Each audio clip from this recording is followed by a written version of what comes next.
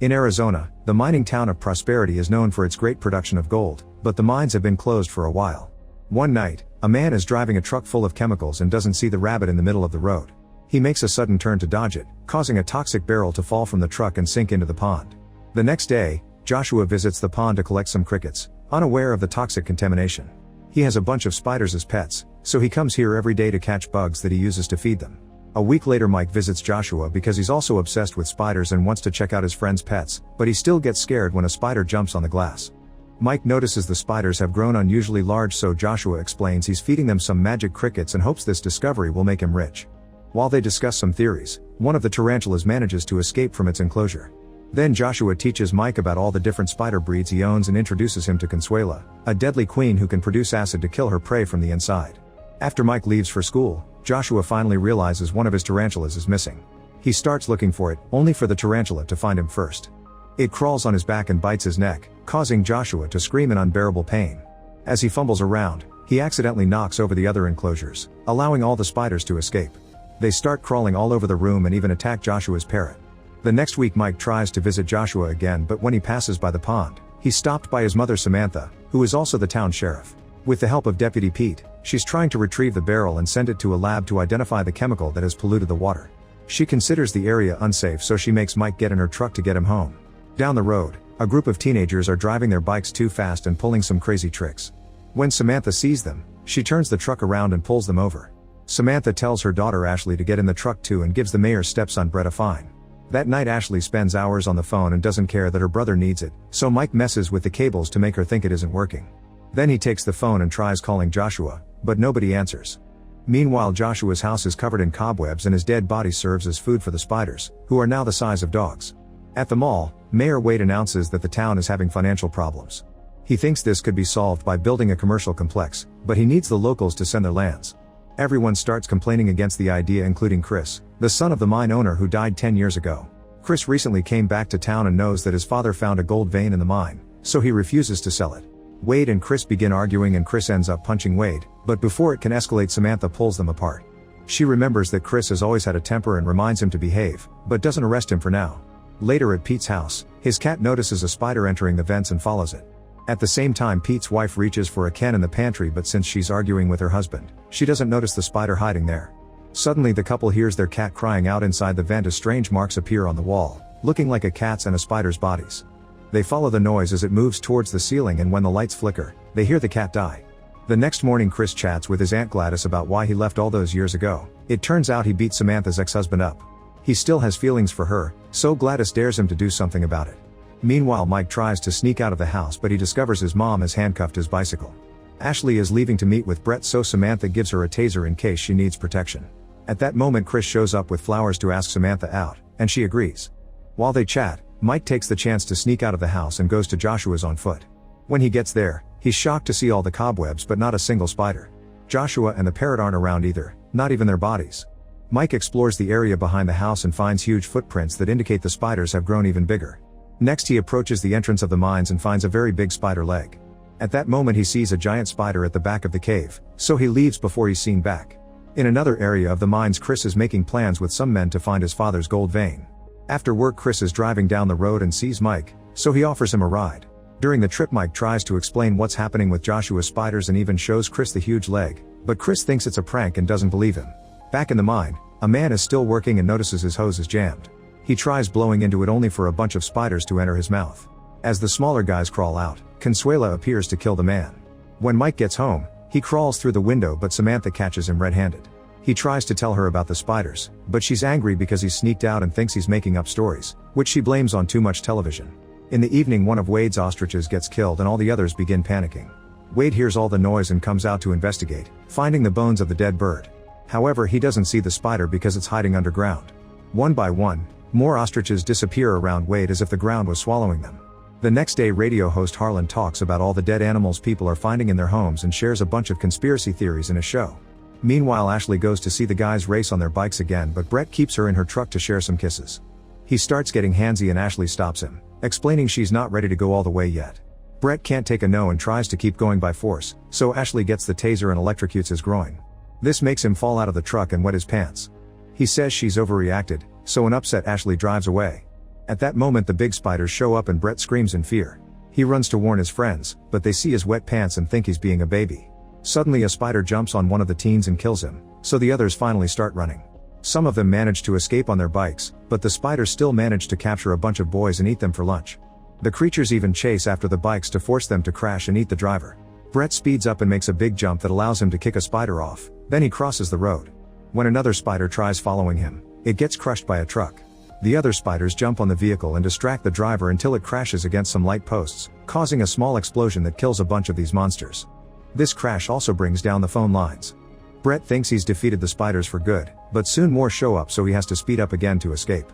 He accidentally enters the mine and hits the wood at the entrance, making it crumble until it blocks the entire hole. As the spiders try to dig in to reach him, Brett leaves to find another exit. Meanwhile Gladys' dog hears a noise in the basement and goes down there to investigate. He finds a hole in the wall and starts barking, only for a huge spider to suddenly come out to capture him. When Gladys finally notices her dog is missing, she goes looking for him and finds his collar near the hole. She goes inside and discovers that her house is directly connected to the mines. At that moment the spiders appear and capture her too by trapping her in cobweb. Soon Chris also hears some noises and goes to the basement, where he finds the hole and big spider leg that makes him realize Mike never lied. In the morning Chris takes the leg to Mike, who explains this type of spider doesn't eat its prey immediately so Gladys may still be alive. In another room Ashley is destroying her picture with Brett when suddenly a spider crawls through the window and pushes her against the wall. Mike, Chris, and Samantha hear Ashley screaming and run to her room to find the spider wrapping the girl in cobweb. Chris tries attacking the beast with different objects, so the spider uses more cobweb to trap him against the wall too. Thankfully Samantha keeps a weapon in the house and finds it just in time to shoot the spider to death. Afterward Samantha calls Pete with the police radio and tells him to bring as many weapons as possible to her house. In the mines Brett is still looking for an exit when he comes across the dead miner. Nearby there's a bunch of people trapped in cobweb cocoons, and some of them are still alive.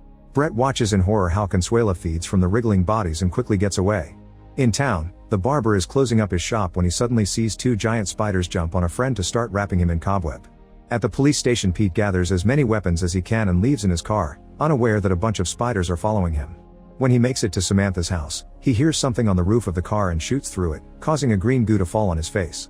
At that moment the group comes out and Samantha shoots at the spider, opening the way for everyone to get in the car. Another spider tries to attack too, but Chris shoots it before they drive away. As the police car goes through town, many spiders see it and follow it.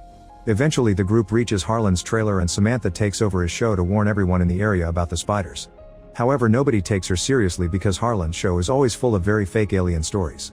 Soon a giant tarantula shows up and starts shaking the trailer while Samantha sends one last message. Everyone should gather at the mall, which should be safe because of the concrete walls. The tarantula pushes the trailer while Pete keeps on shooting at it until it falls dead on the ground. The trailer also falls and the people's screams are heard on the radio. A second tarantula appears with smaller spiders so the group rushes to leave in the car. Meanwhile in town another vehicle is having trouble driving because there's a spider on the roof and it ends up crashing. The locals come out to see what the commotion is about and finally see all the spiders running through the streets. People panic and try to run away as the monsters break through windows and jump on roofs to kill every human they can reach. Many spiders attack from underground, so a man throws a ladder to use it as a bridge and reaches his car to escape. However, the spiders are quick learners and begin tearing car doors off to reach their victims. When Samantha's team drives by and sees the utter chaos that has taken over the city, she uses the police speaker to tell everyone to run to the mall. Right now the only people at the mall are a few workers and Wade, who is happy to see a big crowd coming because he thinks they're there to support him. While everyone rushes inside, Samantha and Pete stay at the door to shoot at the incoming spiders and buy some time for the survivors. Once everyone is in the mall, a worker activates the gate so Samantha and Pete have to rush to get in too before the gate reaches the ground. After they make sure all doors are secured, an argument ensues about how to proceed. They need to call the army for help and Wade reveals he has a cell phone, but the signal isn't very good so Chris and Harlan volunteer to go to the roof to use the antenna. The rest of the people search every store for anything they can use as a weapon. Mike takes some perfume bottles and gives them to Chris, explaining this may confuse the spider's strong sense of smell. In just a few minutes Chris and Harlan make it to the roof and Chris starts climbing the antenna. The spiders are climbing the building too and Harlan has to keep them back with a few shots while Chris finally gets a signal. However, when he calls 911 the operator doesn't believe his story. Meanwhile the other half of the spider horde begins to pound on the front gate to bring it down little by little. Everyone waits patiently but Ashley notices Wade leaving through a back door. She tells the crowd about it and a mall worker realizes Wade is going into the mines through the basement. Samantha sends her kids to hide there while she and the other adults get ready to kill the tarantula, who finishes breaking the gate. Then it pulls back and lets hundreds of smaller beasts enter the mall through the new hole. The crowd immediately opens fire, but there are too many enemies, so they have to run to the basement. Chaos takes over the mall as more people get killed or captured by the spiders in every corner. Pete doesn't make it to the basement in time, so he lifts a shutter just enough to roll under it. When the spiders poke their legs through the shutter, Pete uses a chainsaw to cut them all. In the basement, the survivors discover that Wade locked the next door, meaning they're trapped. On the roof, the spiders are surrounding the guys, so Harlan jumps off to act as a distraction and lands on the bushes at the same time Pete comes out. The spiders are coming after them and the door behind them can only be opened from inside, so they can only run away. In the mines, Wade is shocked to find Brett. At that moment the spiders find them and Wade tries to take Brett's bike to escape, but a spider catches him and drags him away. Seeing more monsters coming, Brett jumps back on the bike to escape. In a mall store, the barber comes out of hiding and doesn't notice a moving tent until the spider reveals itself and jumps to catch him. Back to Chris, he climbs the antenna a little higher until he reaches the cables and slides down on them to get into the vents, which take him directly into the mall. Samantha sees Chris trapped behind the grill and helps him out before joining the others in the basement. Suddenly something starts pounding on the door, which quickly goes down. It's Brett, who is using some minor machinery to open the way. There are a few spiders behind him, so the crowd opens fire until they're all dead. There are more spiders trying to open the other door, so Samantha moves the machinery to block it before joining the group leaving through the mines. As they run through the tunnels, Chris notices a weird smell and realizes it's methane gas, which means even a tiny spark can blow up the entire place. A mall worker makes a wrong turn and is found by a spider, who immediately jumps on him to drag him to the nest. A second spider tries to attack the crowd, so they use a crossbow to kill it without sparks. Then the group keeps moving and finds the spider's nest where they are keeping all the prisoners in cocoons for the queen to eat. Everyone gets startled when something falls from the ceiling, but it's only Wade caught in cobweb. After freeing him, Chris tells Samantha to guide the group to the exit while he stays to look for Gladys. Before they split, Chris tries to confess his feelings, but Samantha explains she knew he liked her and that he beat up her husband because he cheated on her since Chris's father told her before he died. Samantha ends their goodbye with a quick kiss. Meanwhile, in the basement, the tarantula breaks down the door and is coming after them with more spiders. In the mines, Chris checks a bunch of bodies until he finally finds Gladys alive and well. She looks up and finds the gold vein right behind Chris. At that moment Consuela appears, but Chris can't shoot her without causing an explosion, so instead he throws perfume at her face. Consuela freaks out and is confused for several seconds, which is enough for Chris and Gladys to jump on Brett's bike to escape. On their way out, Chris hides a matchbox inside a lamp. While Consuela chases after the duo, the crowd manages to leave the mine and find the generator. There's no gas to make it work, so Ashley offers the taser, which effectively gets the generator going. One by one the light bulbs inside the mine are turned on and they spark the matches, creating a huge explosion that spreads through the tunnels. Chris and Gladys speed up and come out just in time, but all the spiders including Consuela are caught by the fire. The explosion kills all the creatures while Wade whines because he won't be able to sell the mines in this state. Suddenly lots of cops, ambulances, and firefighters arrive with Harlan and Pete, revealing they were all fans of Harlan's show and that's why they came. They ask about other survivors, but Chris tells them Gladys was the only person alive among the cocoons.